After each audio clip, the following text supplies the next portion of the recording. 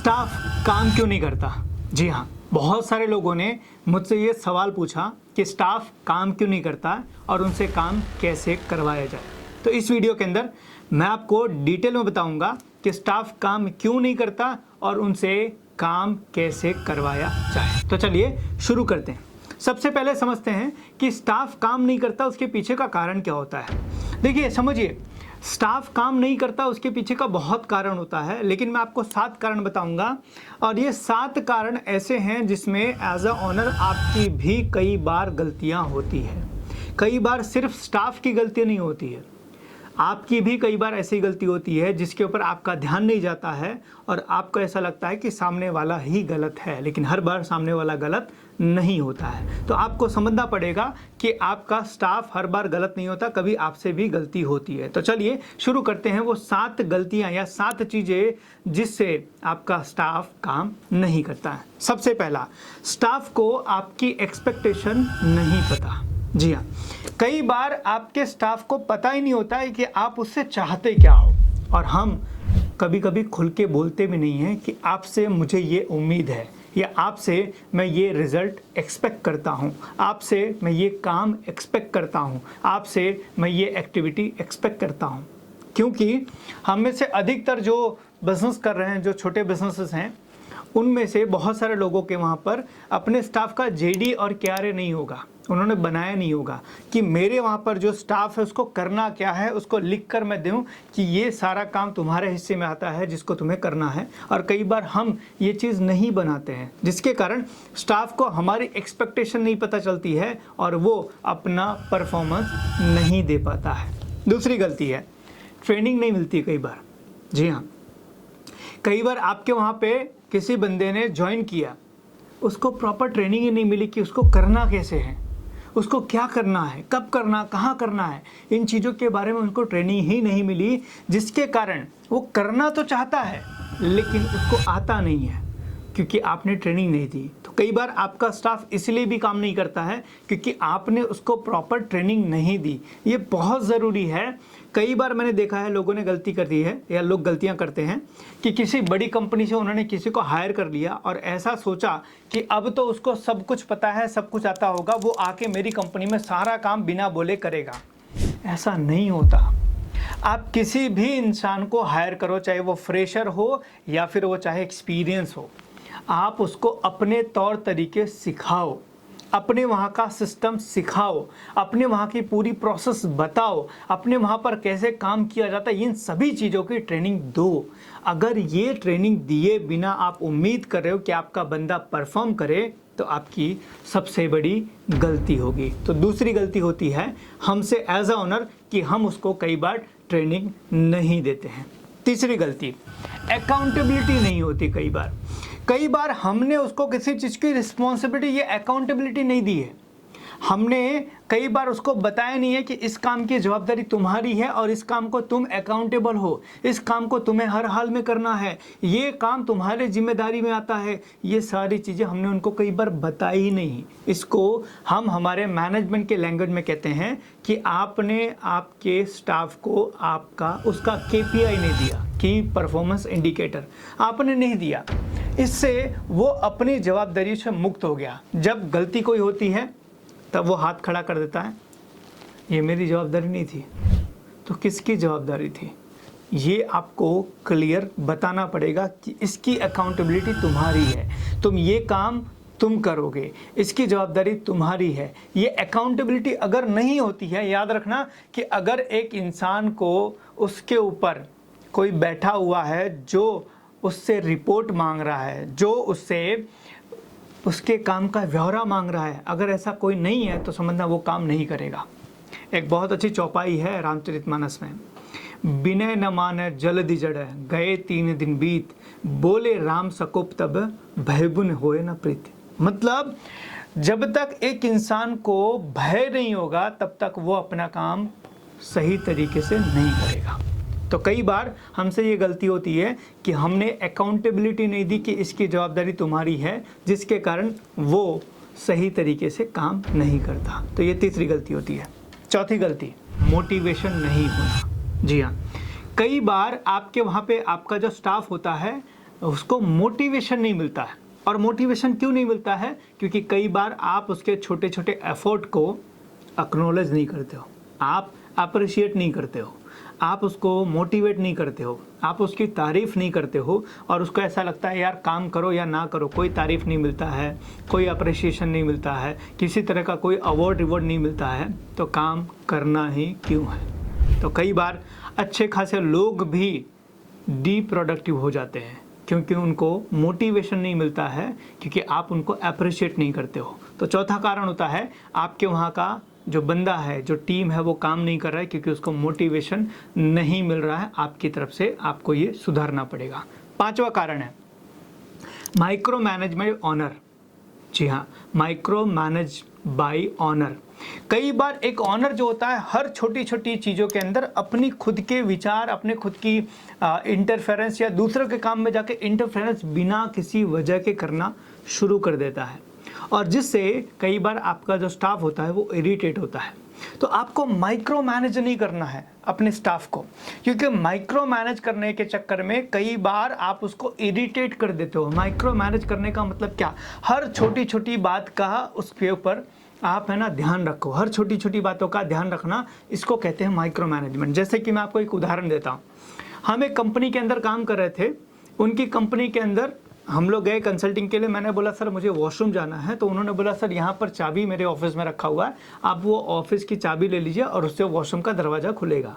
मैंने बोला sir washroom की चाबी आपने अपने पास क्यों रखा है? उनका जवाब बड़ा मेरे लिए शॉकिंग था। उन्होंने बोला कि सर अगर चाबी हम बाहर रखेंगे ना तो स्टाफ बहुत बार वॉशरूम जाता है दिन में।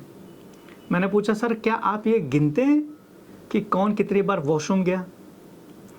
ऐसी छोटी छोटी माइक्रो मैनेजमेंट की चीज़ें कई बार हम करते हैं। कौन कितनी बार वॉशरूम गया, कौन कितनी बार पानी पीने गया, कौन कितनी बार चाय पीने गया, या कौन क्या कर रहा है, कौन कहाँ कर रहा है, किसने कितनी बार क्या किया, ये सारी चीज़ें हम है ना छोटी छोटी चीज़ों का मैनेजमेंट करते हैं, जिसको हम माइक्रो मैनेज करते हैं। और ये माइक्रो मैनेजमेंट कई बार आपके जो स्टाफ होते हैं, आपकी टीम जो होती है ना, वो इरिटेट कर देते, वो इरिटेट हो जाता है। कई बार बोलता है कि यार मेरा जो बॉस है ना काम के ऊपर कम, मेरे ऊपर ज़्यादा ध्यान रखता है, और इसके कारण कई बार वो काम नहीं करते हैं और वो छोड़ देते हैं। तो कई बार हमसे ये गलती होती है जो हम अपनी टीम को माइक्रो मैनेज करना शुरू कर देते हैं। ये चीज़ आपको नहीं करनी है, नहीं तो आपका टीम जो है वो सही तरीके से परफॉर्म नहीं करेगा। ये पांचवी गलती है। छठवीं गलती, that is most important, wrong hiring. जी हाँ, कई बार हम गलत बंदे को हायर कर लेते हैं। गलत बंदे को हायर करने का मतलब क्या है? कई बार हमने या तो बहुत अनुभवी बंदे को हायर कर लिया या तो बहुत फ्रेशर बंदे को हायर कर लिया, और ये दोनों लोग हमारी कंपनी के लिए कई बार नुकसान कारक होते हैं। कैसे? कई बार बहुत अनुभवी बंदा जो आएगा वो अपने ईगो के साथ आएगा, वो नई चीज़ें सीखने के लिए, नई चीज़ समझने के लिए ओपन नहीं होता है, वो आपकी बातों में मोल्ड होने को तैयार नहीं होता है, वो अनुभव के साथ ईगो ले आता है, और ऐसा बंदा आपकी कंपनी के अंदर कई बार आपको बहुत नुकसान करवाता है। दूसरा, कई बार एकदम फ्रेशर को आप ले आते हो जिसको कुछ नहीं पता है, जिसको सब चीज़ें आपको जीरो से सिखानी है। ये बंदा भी आपकी कंपनी में आपको परफॉर्मेंस देने में टाइम लेता है। तो ये दोनों लोग आपकी कंपनी के लिए परफेक्ट नहीं है। तो परफेक्ट कौन है? परफेक्ट है हाफ कुक्ड। जी हाँ, हाफ कुक्ड बंदा, जिसको थोड़ा आता है और थोड़ा आप सिखाओ तो वो काम आपका बन जाए, ऐसे बंदे को लेकर आना है। तो कई बार हायरिंग के अंदर हम गलतियां करते हैं, हम गलत बंदे को हायर कर लेते हैं, गलत तरीके से हायर कर लेते हैं हम, है ना। कई बार उसको क्लियर किए बिना हायर कर लेते हैं, जिसके कारण वो बंदा हमारे वहाँ पर जब आता है, काम शुरू करता है, तब हमें जो एक्सपेक्टेशन होती है वो एक्सपेक्टेशन के हिसाब से वो परफॉर्म नहीं कर पाता, और हमें ऐसा लगता है यार गलती हो गई।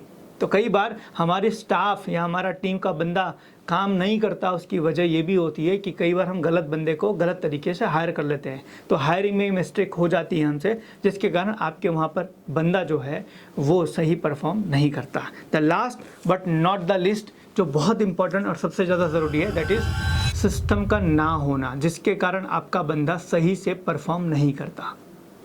आपने अपने वहाँ पे कोई सिस्टम ही नहीं बनाया, कोई प्रोसेस नहीं बनाई, कोई एसओपी नहीं बनाई, कोई रूल्स नहीं बनाए, कोई पॉलिसी नहीं बनाई, किसी तरीके का सिस्टम नहीं बनाई, ये सारी चीज़ें ना होना आपके वहाँ पर अच्छे बंदे जो हैं, जो परफॉर्म कर सकते हैं, उनको परफॉर्म नहीं करने देते हैं।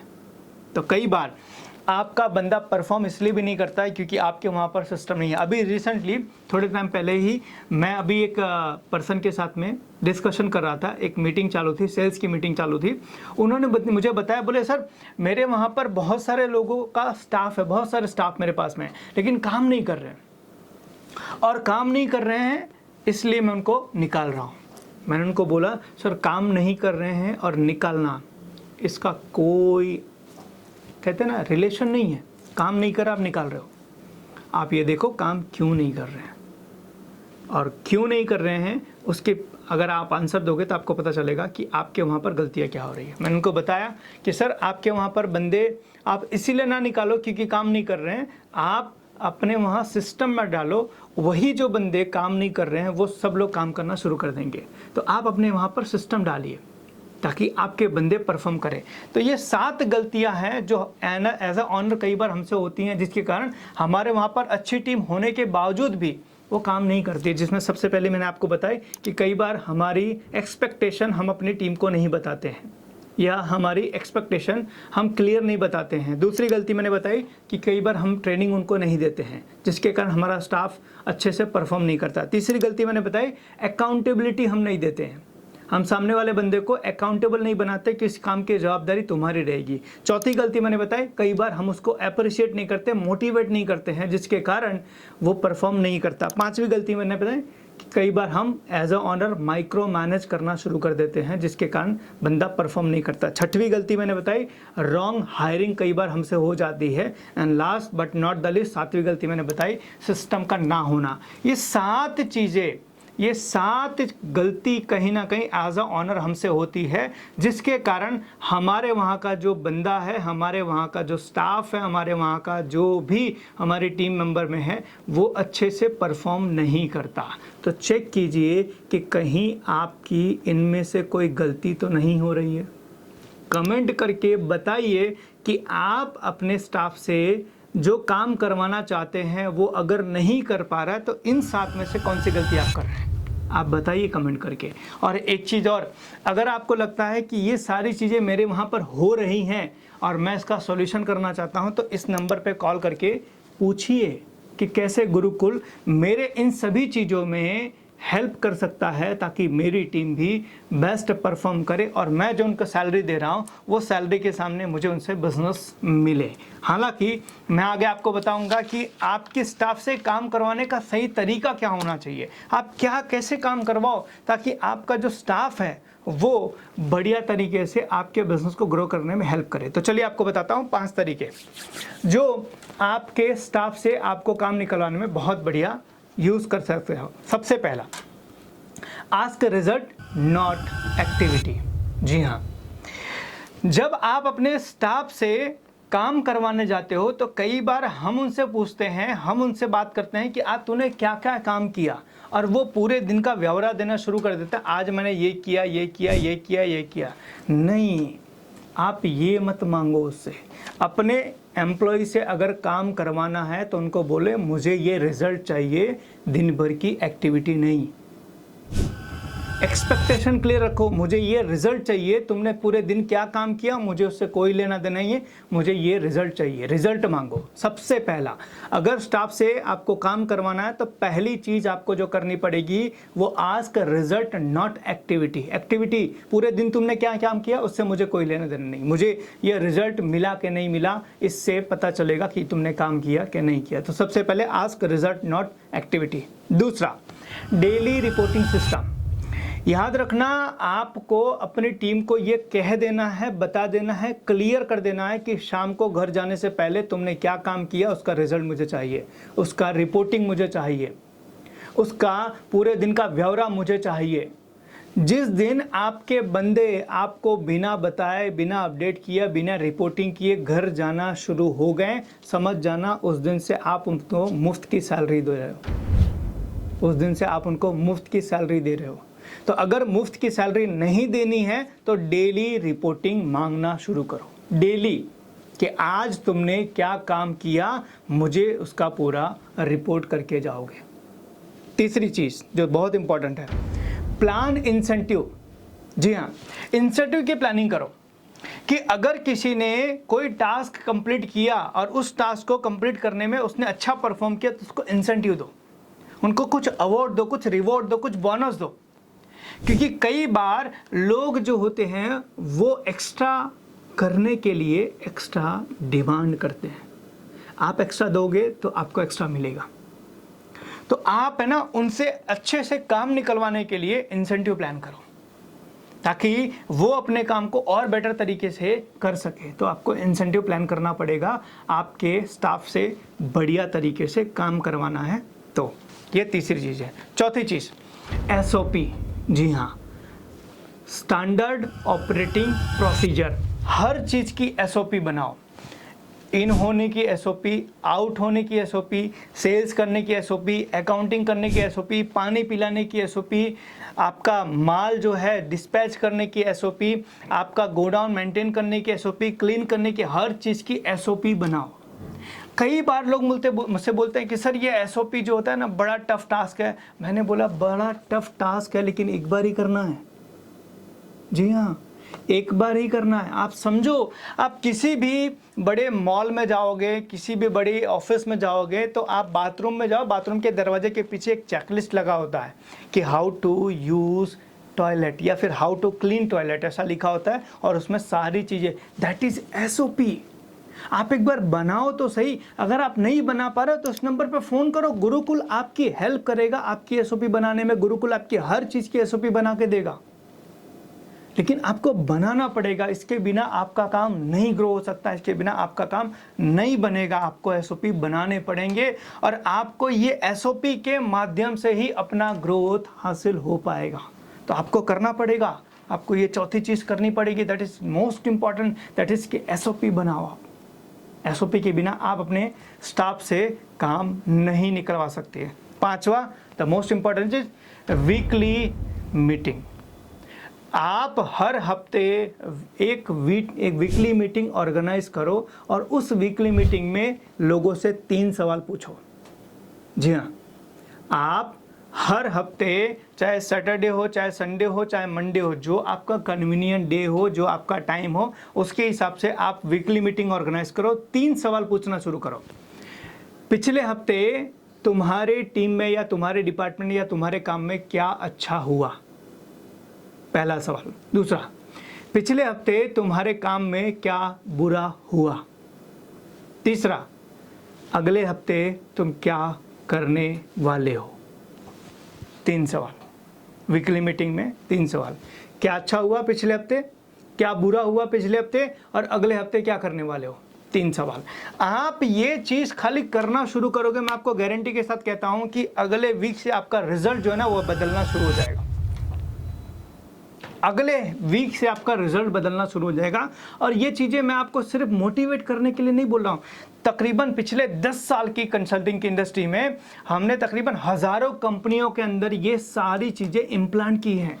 ये सारी चीज़ें हमने हज़ारों कंपनी के अंदर कंसल्ट करके डेवलप किया है और इससे उनका रिजल्ट चेंज हो गया है। इससे उनका पूरा बिजनेस करने का तरीका, पूरा का पूरा सिनेरियो, पूरा बिजनेस में चेंज हो गया है। वीकली मीटिंग करो बॉस, वीकली मीटिंग करो। आपके हर हफ्ते का बिजनेस आप ट्रैक कर पाओगे कि मेरा बिजनेस कहाँ जा रहा है। ये 5 तरीके मैंने आपको बताए। एक और तरीका मैं आपको बता देता हूँ, दैट इज बोनस। जी हाँ, bonus, that is hire will not skill. अपने स्टाफ से काम करवाने के लिए ऐसे बंदे की हायरिंग करो जिसके अंदर काम करने का जुनून है, जिसको काम करने का इंटरेस्ट है, उसको नहीं जिसको बहुत आता है। क्योंकि जिसका बहुत आता है उसकी विल पावर को आप नहीं चेंज कर सकते हो, लेकिन जिसको अच्छा नहीं आता उसको सिखा सकते हो। मतलब कि आप लोगों को सिखा सकते हो, उनका एटीट्यूड चेंज नहीं कर सकते हो। तो ऐसे बंदे को रखो कि जिसका एटीट्यूड सही है और उसको आप सिखा दो तो काम हो जाएगा। इसको हम स्किल विल मैट्रिक्स कहते हैं। ये किसी और वीडियो में मैं बात करूंगा। आई थिंक मैंने एक वीडियो डाला भी था इसके ऊपर पूरी चीज़ें। तो इसमें आपको यही चीज़ मैं बता रहा हूँ कि ऐसे बंदे को हायर करो जिसको करने की इच्छा है, क्योंकि जिसको करने की इच्छा है उसको आप सिखा सकते हो। ऐसे बंदे को हायर करो जिसको करने का मन करता है, जिसके अंदर डिज़ायर है, जिसको आगे बढ़ने की भूख है। ऐसे बंदे को हायर करो और उसको सिखाओ, आपका काम हो जाएगा। तो ये 6 तरीके मैंने आपको बताया कि अपने एम्प्लॉय से काम कैसे निकलवाए। ये 6 तरीके। सबसे पहला तरीका मैंने आपको बताया कि आपको रिजल्ट मांगना पड़ेगा, एक्टिविटी नहीं। दूसरा, डेली रिपोर्टिंग का सिस्टम डेवलप करो, रोज़ रिपोर्टिंग मांगो। तीसरा, इंसेंटिव प्लान करो, आपको इंसेंटिव प्लान करना पड़ेगा अच्छे काम के लिए। चौथा, एसओपी बनाओ, हर चीज़ की एसओपी बनाओ। पांचवा, वीकली रिव्यू मीटिंग प्लान करो। एंड छठवा, अच्छे बंदे को हायर करो जिनके अंदर अच्छा गुण है, जिनके अंदर अच्छा करने की इच्छा है। ऐसे बंदे को हायर करो। ये 6 चीज़ें अगर आप करते हो तो आप अपने स्टाफ से बहुत अच्छे से काम निकलवा सकते हो। अगर ये चीज़ें आप खुद कर सकते हो तो बेस्ट है, अगर नहीं कर सकते हो तो इस नंबर पर फ़ोन करके पूछ लेना गुरुकुल कैसे आपको ये सारी चीज़ें अपने बिजनेस में इम्प्लीमेंट करने में हेल्प कर पाएगा। याद रखना, टीम से काम करवाना एक विज्ञान है।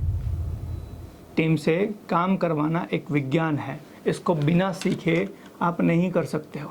सिर्फ ऑफिस खोल लेने से आप मालिक नहीं बन जाओगे, आपको लोगों से काम करवाना सीखना पड़ेगा और ये एक विज्ञान है, इसको आप सीख सकते हो। तो अगर आप अपने बिज़नेस के अंदर अपने बिज़नेस को एक ब्रांड बनाना चाहते हो, ग्रो करना चाहते हो, तो आपको अपने स्टाफ से काम करवाना सीखना पड़ेगा। इसके बिना आप अपने बिज़नेस को ग्रो नहीं कर सकते हो।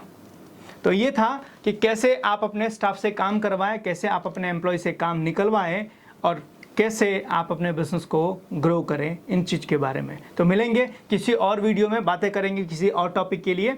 तब तक के लिए आप अपनी टीम से इन तरीकों का इस्तेमाल करके काम करवाइए और अगर आप नहीं करवा पा रहे तो गुरुकुल को कॉल लगाइए, हम आपकी हेल्प करेंगे। Thank you so much, wish all the best, धन्यवाद।